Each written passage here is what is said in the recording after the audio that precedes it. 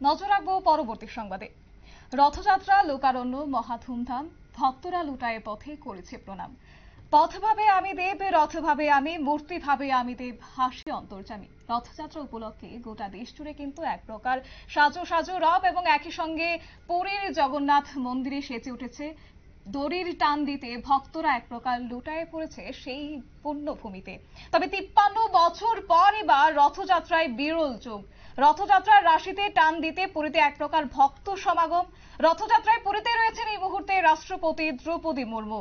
জগন্নাথ ভূমিতে পুলিশের কড়া নিরাপত্তায় রয়েছে এবং রাষ্ট্রপতি দ্রৌপদী মুর্মু ইতিমধ্যেই পুরীর পুণ্যভূমিতে তিনি গিয়েছেন এবং সেখানে রথের দড়ি টান দিতে এক প্রকার ভক্তদের সঙ্গে অংশগ্রহণ করবেন তিনি। ভক্ত সমাগম, পুরীর রাস্তায় জগন্নাথ দর্শনে লাখো মানুষের ভিড়।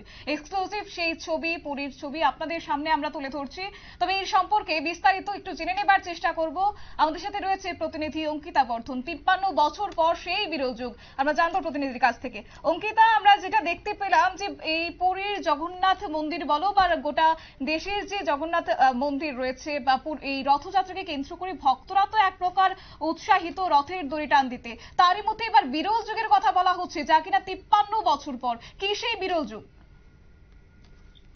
দেখো, ইতিমধ্যে কিন্তু গোটা রাজ্যবাসী নয়, গোটা দেশবাসী মেতে উঠেছে রথযাত্রায়।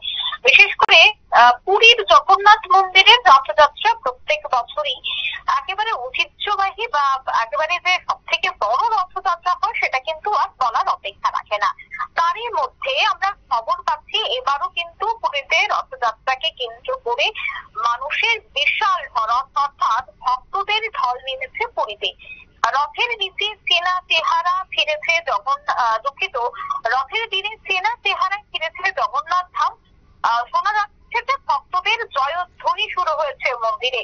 লোকে লোকারণ্য পুরী এবং রথের রশিতে টান দিয়ে পৌনের আশায় কাতরে কাতরে পূর্ণার্থী জগন্নাথ ধামে হাজির হয়েছে। যে ছবি ইতিমধ্যে আমাদের টিভি স্ক্রিনে চলছে তা কিন্তু দূরদর্শন সৌজন্যে নয়, তা কিন্তু কপি পেস্ট নয়। আমাদের প্রতিনিধি সরাসরি পুরী থেকে ছবি পাঠিয়েছে, যে ছবি আমরা ইতিমধ্যে আমাদের দর্শকদের সামনে তুলে ধরেছি। দেখো, দেশ জুড়ে আজ সাড়ম্বরে পালিত হচ্ছে রথযাত্রা। বিশেষ করে পুরীতে কাতারে কাতারে যে ভক্ত সমাগম আমরা দেখতে পাচ্ছি ইতিমধ্যেই, সে ভক্ত সমাগম এবং ভিড় কিন্তু পরিলক্ষিত হচ্ছে। পুরীর জগন্নাথ মন্দির থেকে বেরোবে রথ, আর তাতে রয়েছে জগন্নাথ, বলরাম, সুভদ্রা দেবী। তারা মাসির বাড়ির গুন্ডিচায় যাবে। 53 বছর পর এসেছে সেই বিরল যোগ। অর্থাৎ এইবারে রথযাত্রার তিথি অনুসারে দুদিন, অর্থাৎ 7 এবং 8 জুলাই জুড়ে পালিত হবে এই বিশেষ অনুষ্ঠান। সকালে দেখা গেছে সকালের বদলে আজ বিকেলে পুরীর জগন্নাথের রথের রশিতে টান পড়বে। প্রত্যেক বছর চেনা ছবি, সকালেই কিন্তু পুরীর জগন্নাথের রশিতে টান পড়ে, কিন্তু এবার যেহেতু দুদিনে পড়েছে সেক্ষেত্রে বিকেলে রথের রশিতে টান পড়বে। কিছুটা দূর রথের চাকা গড়াতেই আবার থেমে যাবে, আবার আগামীকাল শুরু হবে সেই যাত্রা। ভক্তরা এবার দুদিন রথের রশিতে টান দেওয়ার সুযোগ পাবে। 53 বছর পর বিরল যুগের কথা বলা হচ্ছে, সেখানে এবার পুরীর বিশেষত্ব কি রয়েছে? এবার কি তাহলে দুদিন ভক্তরা রশিতে টান দিতে চলেছে? একদমই সে কথাই আমি বলছিলাম। 1971 সালে দুদিন রথযাত্রা পালন করেছিল দেশবাসী। বিশেষ করে পুরীতে 1971 সালে সেই বিরল দিন এসেছিল, যেদিন দুদিন রথযাত্রার অনুষ্ঠান আয়োজন করা হয়েছে। ঠিক 1971-এর পর 2024 সালে আজকের দিন আবারও কিন্তু সেই বিরল চিত্র, অর্থাৎ দুদিন রথযাত্রা 7 এবং 8 তারিখ রথযাত্রার পালন করা হবে। দুদিন সেই রথের রশিতে টান দিতে পারবেন ভক্তরা। আজ বিকেল থেকেই শুরু হবে রথ টানা। সামান্য কিছু দূর গিয়ে তা আবার বন্ধ করে দেওয়া হবে, অর্থাৎ রাতের রথযাত্রা বন্ধ থাকবে।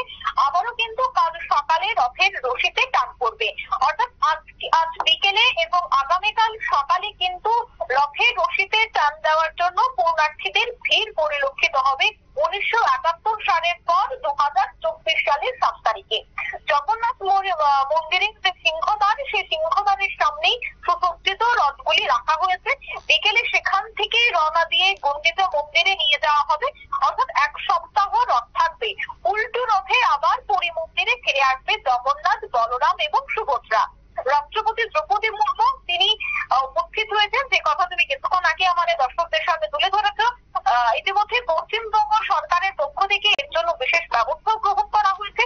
কর্মকর্তারা বলছেন যে ওড়িশার সরকার রথযাত্রা যাতে সুষ্ঠুভাবে অনুষ্ঠিত হয় তার জন্য সব রকম পদক্ষেপ গ্রহণ করেছে।